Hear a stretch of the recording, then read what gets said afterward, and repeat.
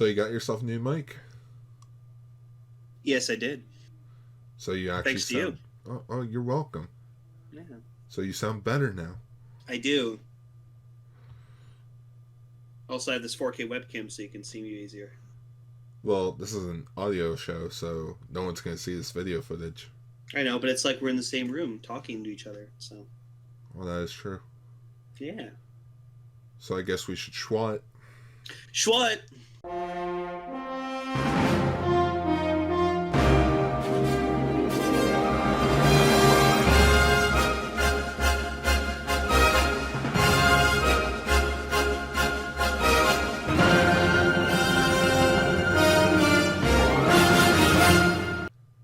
Greetings, everyone's, and welcome to another episode of Ultraranger, the podcast where we talk about Ultraman's past, present, future, Godzilla, and all kaiju in between.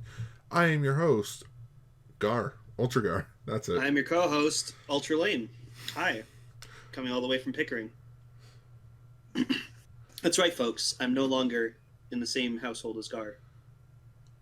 Well, I think they know that by now. Yeah, but it's been a while, so... That is true, but then again, this is Ultraranger, so us saying it's been a while when this is probably going to be uploaded the day after our last recording, which was like 2 weeks ago-ish. Yes. I forgot to ask you, do you have the episode notes? No, but that's okay. These episodes were quite memorable. I remember a lot of what happened. Okay. Well, yeah. I'll just keep it. I'll just remind myself for next time to actually send you the notes. Yep. Anyways, today we are talking about Ultraseven episode 24, Ultraman Dyna episode 24, and Ultraman Towards the Future episode 10. My God. Like, each of these episodes we watched gave something really, really incredible. I was really surprised. Same here. Well, I guess we should jump straight into Ultraseven. Yeah.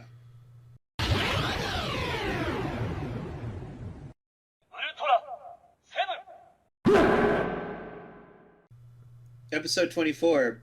The Return to the North. Yeah. So this is a very Furuhashi focused episode. What an asshole. How is he an asshole? Well, because, first his sister's an asshole because it's like, oh, he's on his way back to his, hometown Hokkaido to go, visit his mom because his mom's sick. And then his sister's like, oh, she's not sick. She actually just wants to talk to you about taking over the farm. She wants you to quit that whole Ultra-Guard thing. Oh, I see. Proceeds to get her to check the car, immediately drives the fuck off. Bye! Fuck you. Yeah, pretty. And sad part is that's the last that we see of his sister. Yes. In this episode. And my whole time I'm just sitting there being like, why doesn't the sister take over the farm? So, yeah, so there's the whole plot of the episode is there's something in the Arctic that's causing planes to freeze up and then crash into other planes. So this other plane that's part of not the Ultra-Guard but the same organization, it's frozen and it can't move and then ends up flying into a passenger plane, killing both the pilot and all the people on the plane. It's funny because not funny because people people dying. That's not funny. No, but his uniform was actually the same uniform that Captain Kiriyama's friend was wearing. Oh, so he's part of the Space Division. Yeah, or I guess it was just spare costume that they had on set. So here throw it on. I wouldn't doubt if it was the same guy's costume. Because I noticed the black helmet was the same. Yeah, but you see it's like a lighthouse, and I'm just all right, that's suspicious because why would you need a lighthouse in the Arctic? That just doesn't make any sense. Spoilers: it's a rocket ship. Oh no. Yeah. So Furuhashi, like his mom owns a farm, and she doesn't like him being part of the Ultra-Guard because it's like, oh, your family's more important. You should be running the family business of running the farm. But Furuhashi's obviously like, no. And then so much to the point that his mom comes to visit him, and so he's like, he just hangs up where he's like, yeah, just go somewhere, whatever. And so like he's been sent to go on patrol to investigate like the plane that like crashed or whatever. And but then like Dan's like, oh no, I'll take care of it, it's okay. And then Soga's like, no, I'll take care of it, it's okay. And so like the three of them like are about to go, and Furahashi's like, nope. I'm gonna take care of this. I need to do it. And go pick up my mom. It's just so subtle. It's like, oh, I'm gonna do it. All you guys can go do whatever. yeah. And go take care of my mom. Yeah, so like first off, like I get it, dude, but like at least hear your mom out. She cares about you. She loves you. Well, yeah, but it's also just a thing of she wants him to go back to Hokkaido to take care of the farm, even though he has a steady job where he is being a part of the TDF Ultra-Guard division. Yeah. But so like they pick her up, and like Dan's like, oh sorry, we can't take you to the actual base, so we have to take you to a hotel that's near it. And she's like, okay. We can't take you to the strategy room because the strategy room is where we do all of our strategies. Did I mention this is the strategy room? Yeah, so then Furuhashi's in Hawk the Hawk 3, and he's flying, doing his thing, and then he gets caught up in the same thing the other plane did, and so he's about to collide with a plane that's full of 300 people. And this is where the episode takes a really dark turn, if you think of it. Yeah, really dark turn. Well, not dark turn, but more of a suspenseful.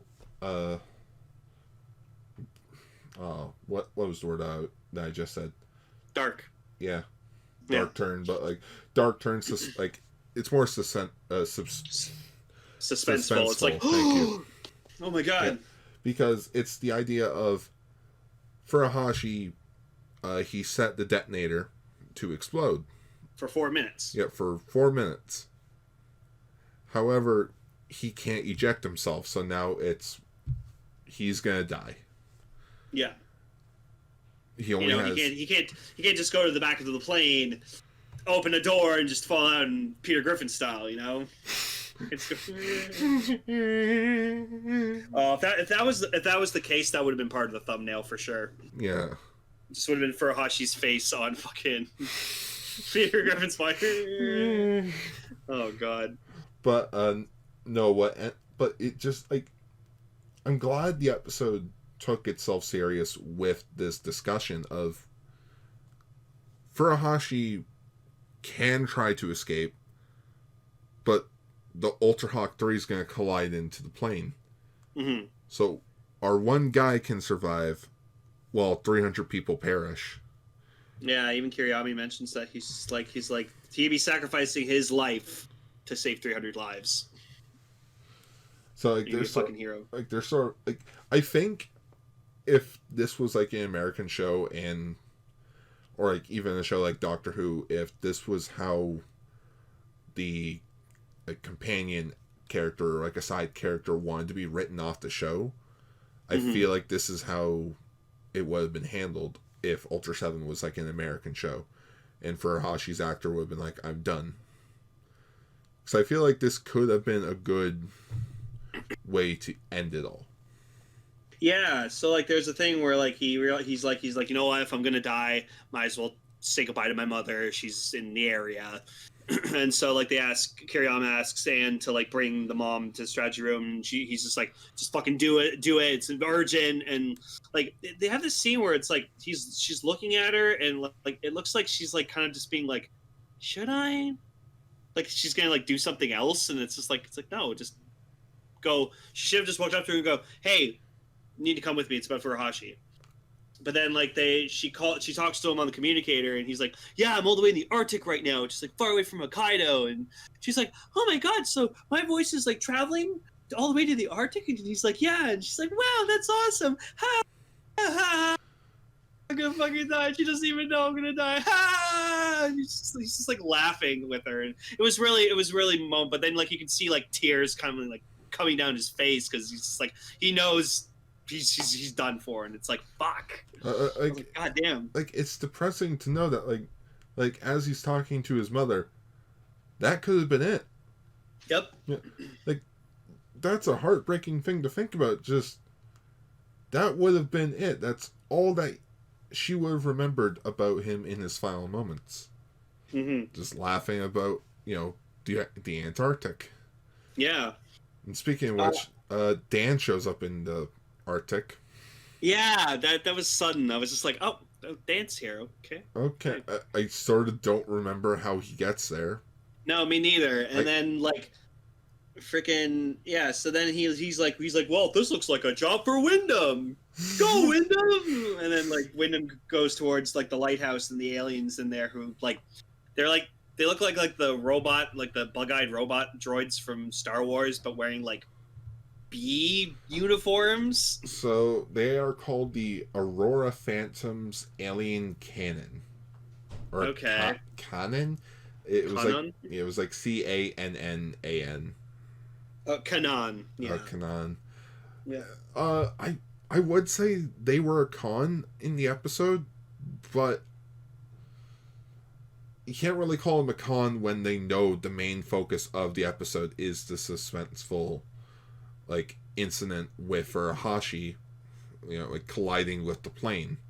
They know that's the key focus, and after something so drastic like that, I sort of like the comedic fight that we did get with Ultraseven in this episode, because he doesn't fight the alien cannons, he fights Wyndham, who gets his mechanical brain like fried.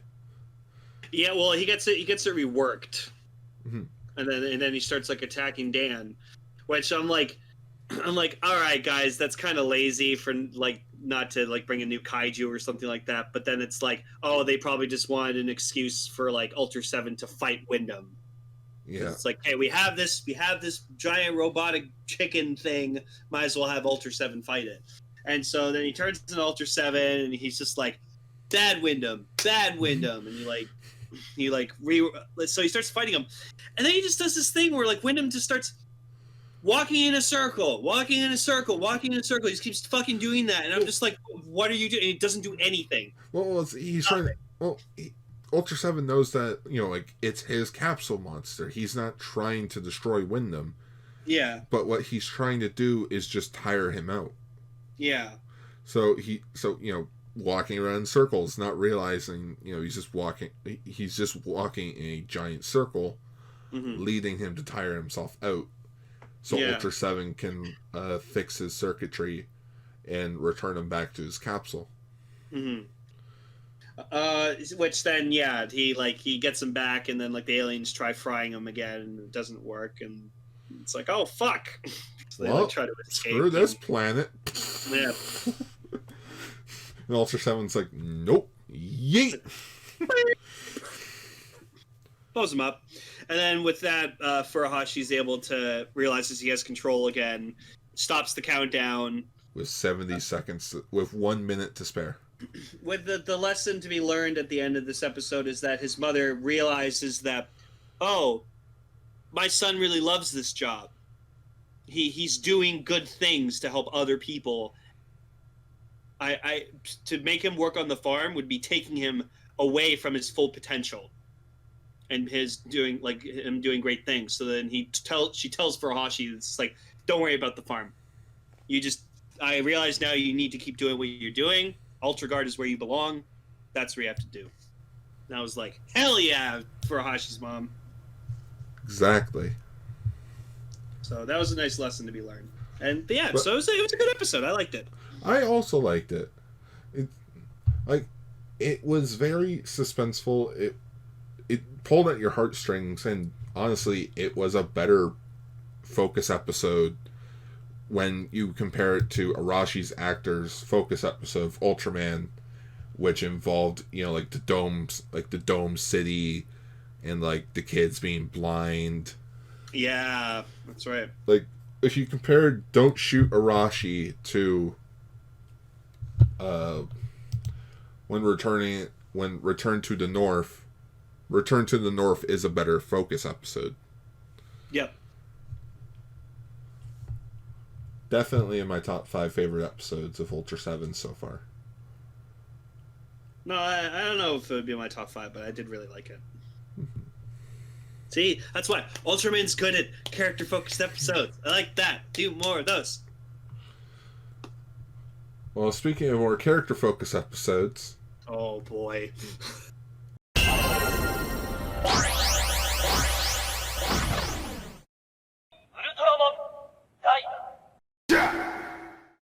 Dyna episode 24. Vampire of the Lake. Yeah, so, like, for being a episode called Vampire of the Lake, I mean, I guess, but okay, here's something. So, these little ball thingies. The Memori. So, I know you're not, like, a huge knowledgeable of Star Trek, but, like, you know what tribbles are, right? Tribbles sound familiar. So, they remind me of these.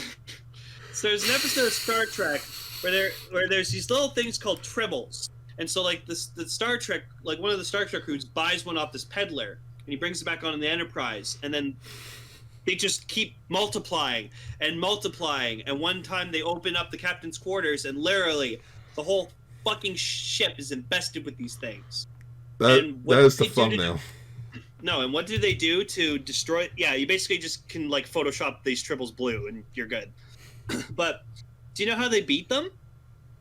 They transport all of the tribbles on their ship onto the Klingon homeworld, and the Klingons had a war with the tribbles.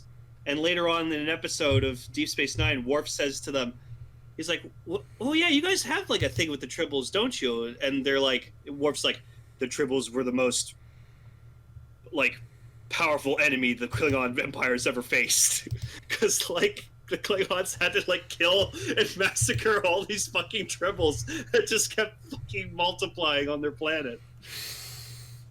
But yeah, so it starts with, everyone's favorite character in Dyna, Nakajima. Which I didn't recognize him until he said his name. No, I didn't recognize him until like he stopped in his car, and I was like, oh, okay, it's Nakajima. And so he's going fishing at this lake. Turns out that's his hobby. One of his hobbies is he likes to fish. And he drives a Mitsubishi. And he owns an RV. Man, there's a lot of things that we don't know about Nakajima. Well, I'm glad. So he gets to his vacation. He's gonna fish, and this was the thing. I thought he was gonna have to go back to the Super Gut space or something. So I was actually surprised. Like, he kind of just took the balls and was just like, "All right, I'm gonna send you guys this information. And I'm gonna go back to my vacation. Okay, bye." Boop. And it's like, all right. And then like they're even trying to tell him, it's just like, no, it's your vacation. Go enjoy yourself. We'll take care of this. Vacation is where you want to be. Repeat after me. I need a vacation. So like a meteor like drops in the lake, and like Ultraman style. Mm-hmm. And there's like these like little furry blue things that if you touch them, they like sting you and suck your blood. Yeah, they are the blood-sucking life forms. Mary Kura. Mary Kura. Or like MERICU, like RA. Mm-hmm. In which, unfolded, they become like a starfish type of thing. Which it still reminded me of Starro a bit from Justice League. It's funny. That's what Kelly said when she was watching with me. She's like, "Oh, it's a giant starfish." I'm like, "No, Kelly, it's not a starfish. It's an alien." It also had like these like big, poofy lips. It was like, kind of like Audrey too. It was really creepy and stupid, and I hated it. It was really dumb. I did not like this thing. Yeah. So, sort of looked like the tiny little balls. They sort of reminded me of when you've seen the first Gremlins movie, right? Yes. So when a Mogwai gets wet and they like pop out of the back, yeah, and like they're just tiny little fluff balls. That's what it sort of reminded me of, but they're all blue. So like of course, like Nakajima like works with these scientists, and then like there's like a moment where like one of them opens up into like the star shape, and he's like, "Oh, see, let me do a star thing," and they're like, "Huh? What are you talking about?" He's like, "No, I didn't saw it. Oh, I think you're tired. You should go back to your thing." It's like, "Fuck no, I saw it." So apparently Nakajima gets so fucking angry that no one believes him. He eats like 2 fucking things of like fried chicken. Like you saw like all that fried chicken that was like, yeah. And I was like, he's like, "Fuck, I get so hungry when I'm angry." And I'm like, "How much fucking fried chicken did you eat? How much did you bring with you?" No, he ordered all of that. Oh. So he ordered fried chicken and just ate a shit ton of fried chicken. I was like, God damn. And so yeah, so Asuka shows up with more fried chicken. And he's like, "Oh fuck, you're gonna hide all this shit before they fucking get here."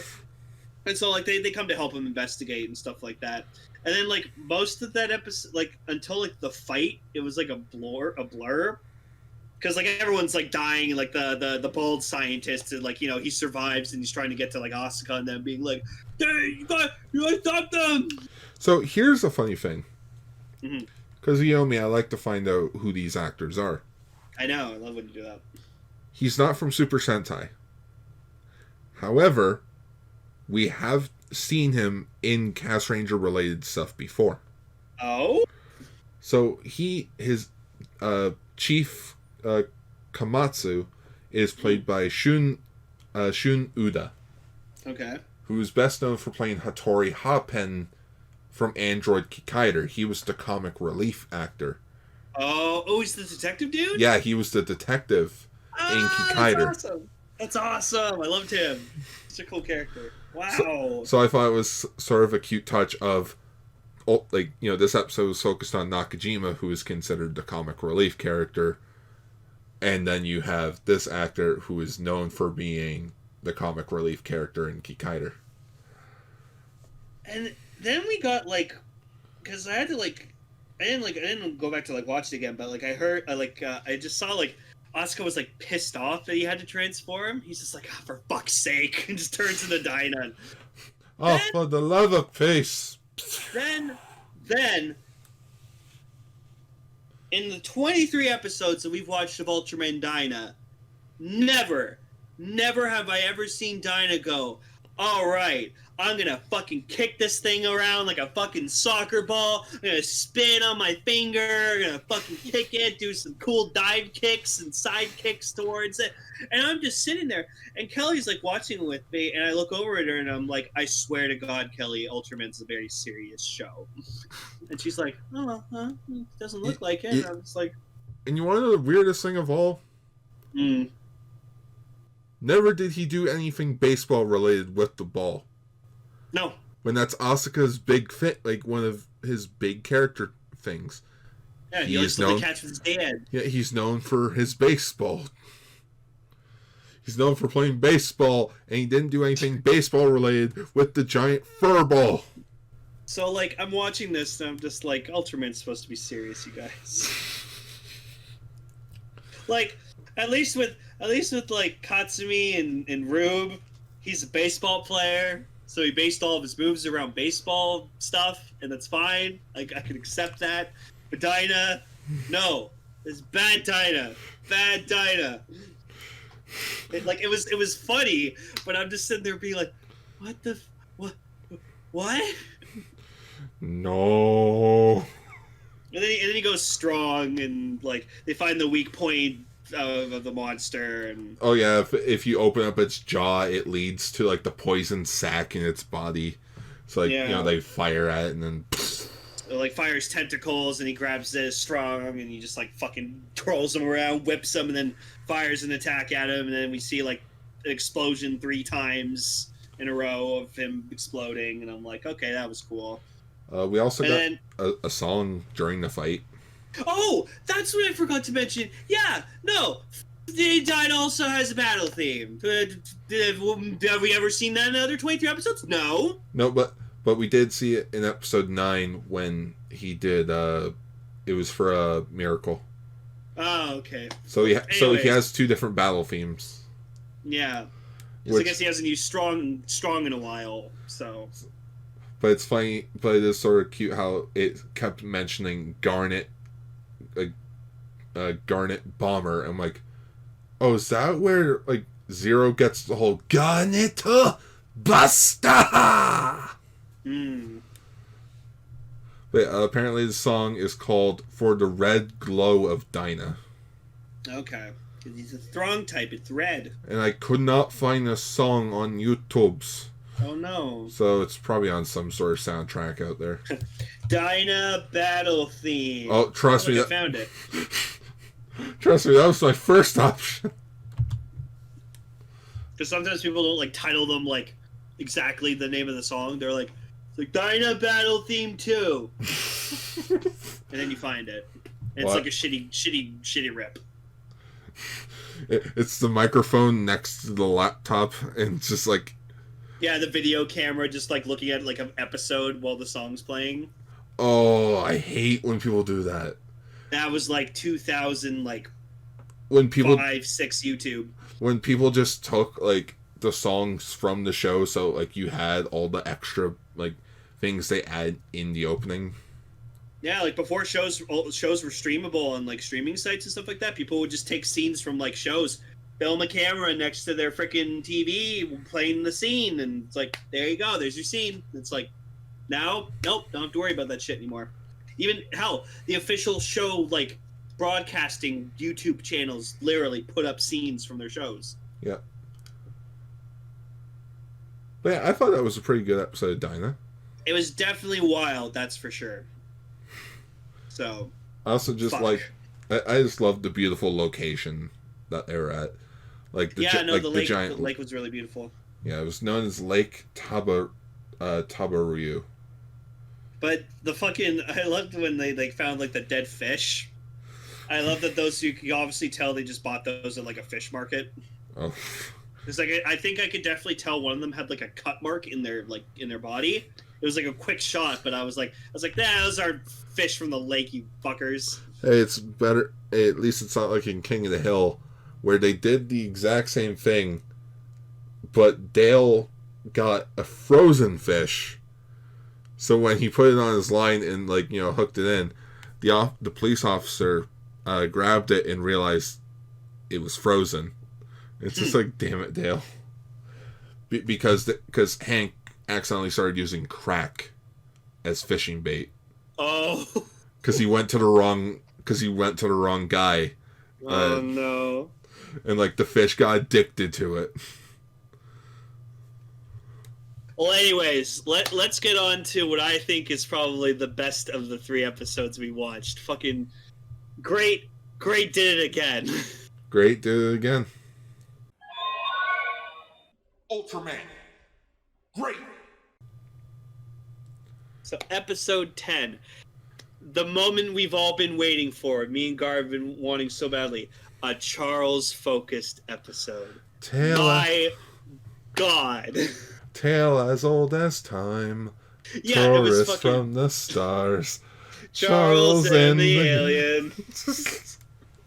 We'll fix it in post. So there's these 2 aliens. They're like husband and wife or something like that. Like one's named Veronica and the other one was named, I think, Hugo? Rugo. Rugo. Yeah, Rugo.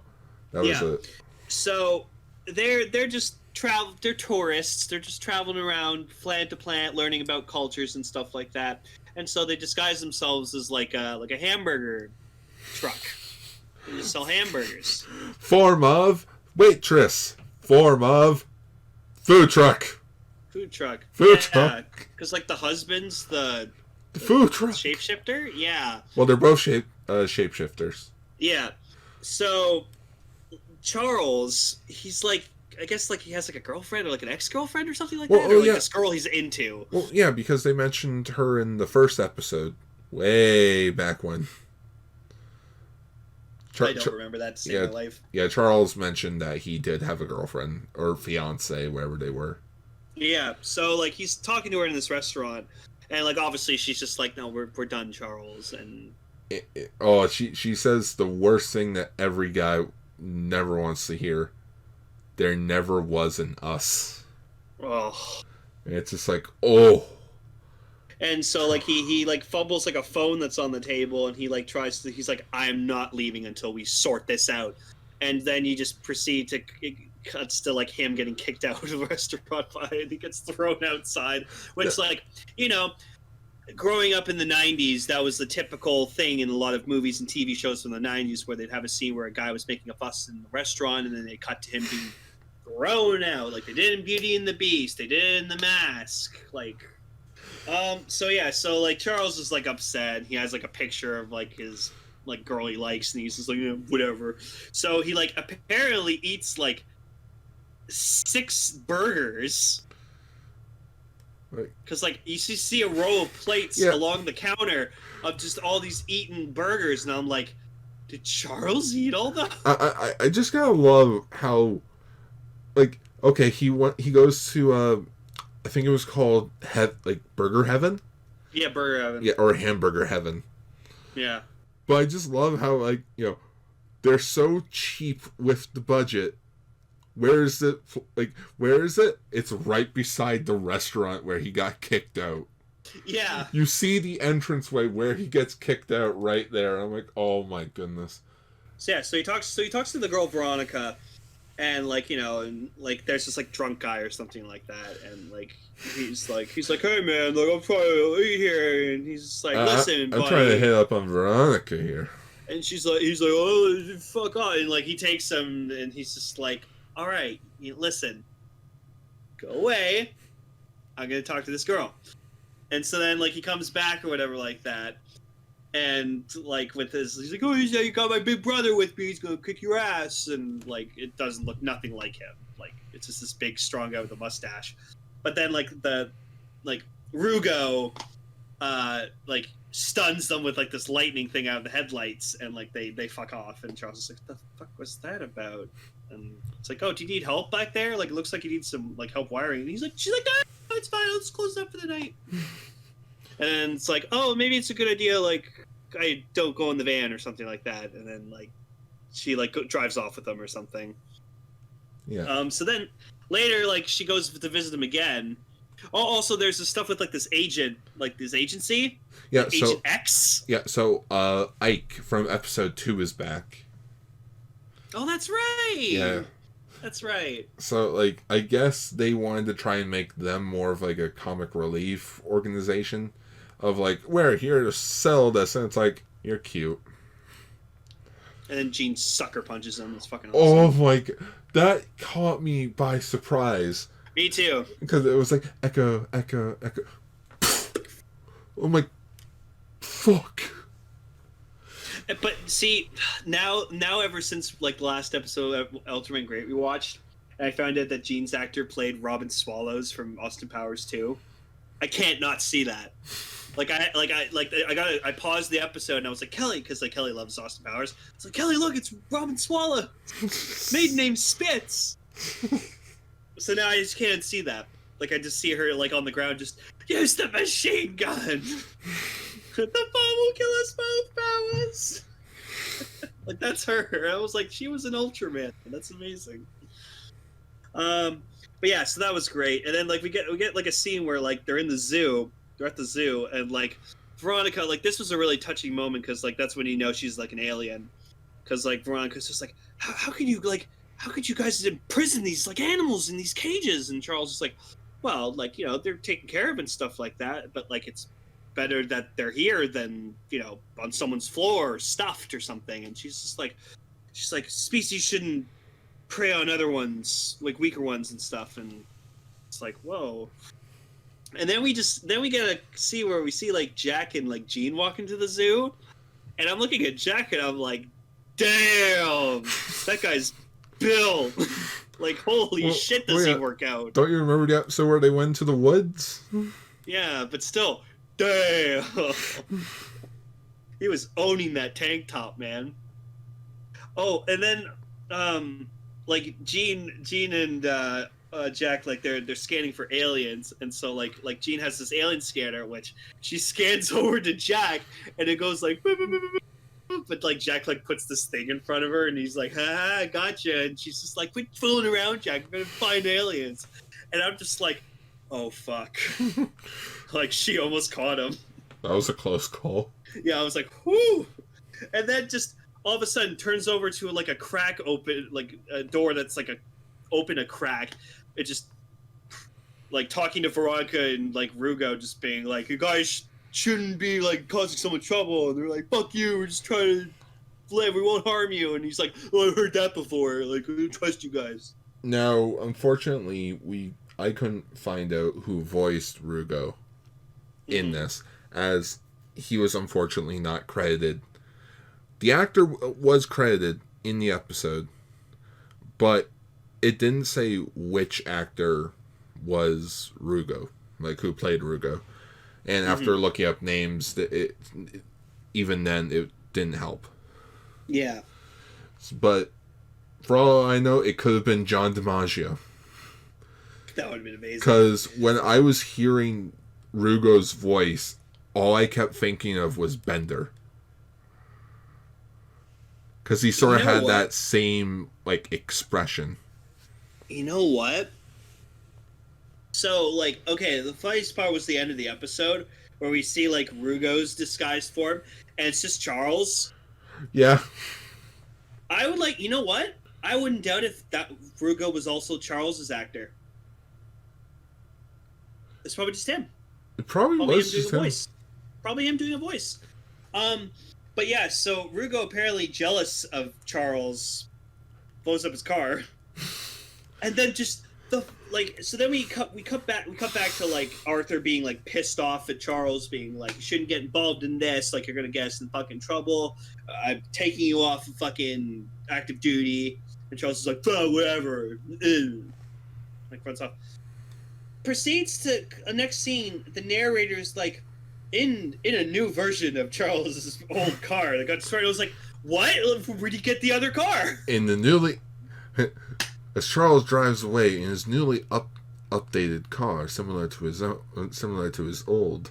It's like what? What? It's like...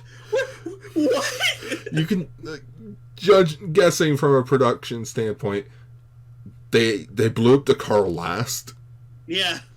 And, like, they had to work around it, so it's like, oh, it's the same car. Yeah. Just, it's an updated version of his old car.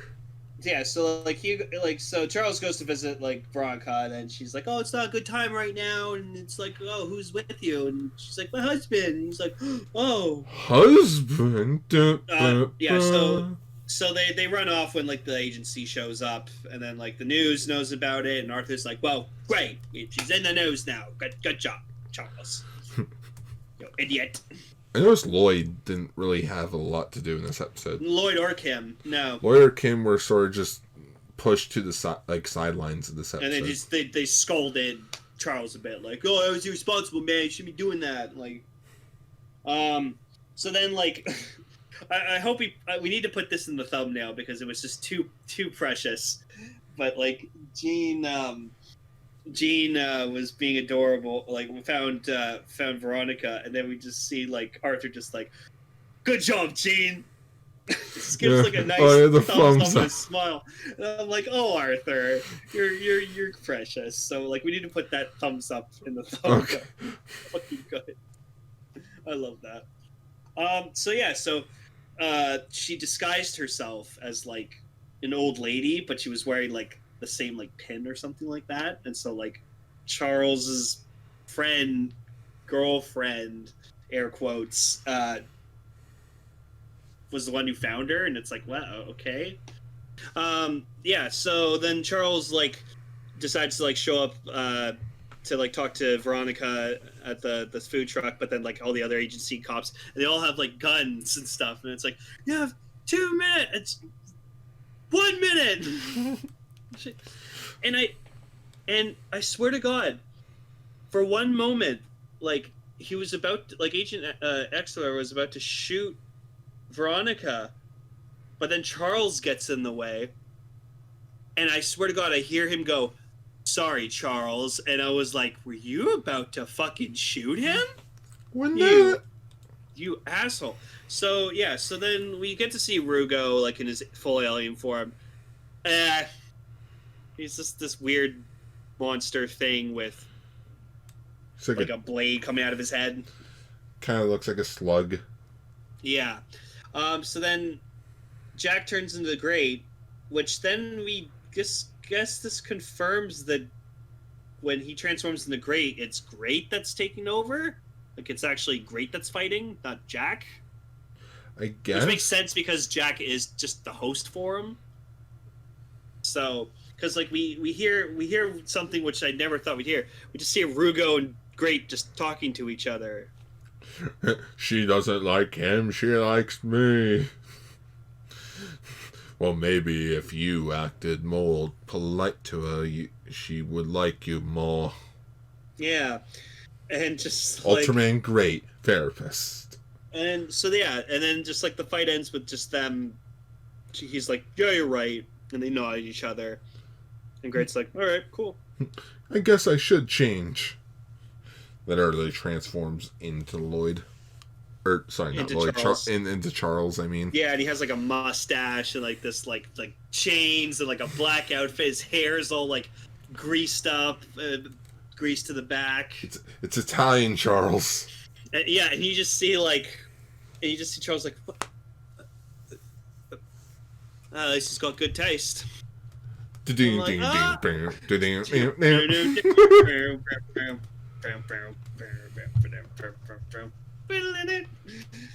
it just ends. Yeah. So, but this one was really good because I feel like if it didn't have Ultraman in it, this would be the theme of the show. It's like, Charles falls in love with an alien, but like, oh, she's already married with the alien husband, and it's like, oh. So yeah, I could see, like, I feel like Ultraman Great in the episode didn't do much. He was just there for being there because that's the name of the show. Yeah, it's like if he wasn't demanded to be in every episode, this could have just been like a Charles focus episode. Yeah, but I'm glad we got a Charles focused episode. It's great. I love Charles. Same. But overall, I think all 3 episodes were pretty good. Yeah, each of them had something unique to bring to the table. So primarily, they all focused on the comic relief characters. Yeah, didn't they? Yeah. We're good at that. Just goes to show that even the funny people have feelings. Mm-hmm. But I guess that wraps up Ultraranger episode 152. Yeah. I sort of just want to title the episode Funny People. Like the Adam Sandler movie, but it's like, nah. I'll think of something. I think maybe like Comic Relief Hour. Yeah. There you go. Comic Relief Hour. Sounds like a good episode title. And the next time we meet people, we have decided that we're just going to finish up the rest of Ultraman Towards the Future. As there are only 3 episodes left of that, we're just going to dive straight into the finale. So as always, schwa for now. Schwa for now.